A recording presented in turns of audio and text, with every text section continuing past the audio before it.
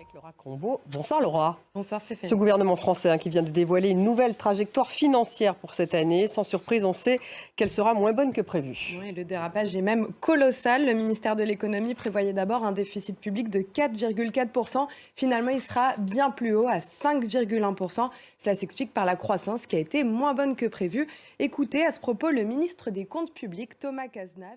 Donc là, en fait, on est dans la lignée du dérapage qui avait déjà été enregistré l'an dernier. Pour 2023, on prévoyait 4,9% de déficit. On a finalement été à 5,5%. On le sait, Bruxelles exige un déficit sous la barre des 3%. On en est donc très loin. Et selon Bercy, le retour dans les clous sous les 3% ne sera atteint qu'en 2027. Et le gouvernement doit donc trouver plus d'argent. Où va-t-il le trouver? Alors, côté recettes, il parie sur la croissance et il mise sur un taux de chômage contenu, ce qui permettrait mécaniquement d'augmenter l'argent gagné par l'État.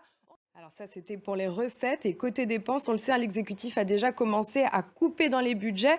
Il a annoncé en février un premier plan d'économie de 10 milliards d'euros pour atteindre ce déficit à 5,1%. Mais Bruno Le Maire veut serrer encore plus la vis car ça ne sera pas suffisant. Stéphanie, il veut économiser 10 milliards d'euros supplémentaires. Ça devrait se faire sur les dépenses sociales, sur les collectivités territoriales. Il faut s'attendre par exemple à des soins de santé moins bien remboursés.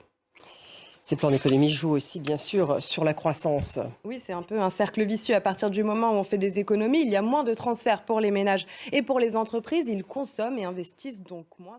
Oui, parce que plus le déficit se creuse, plus la dette augmente. Elle devrait rester stable à 112% du PIB. Mais voilà, les taux d'intérêt augmentent.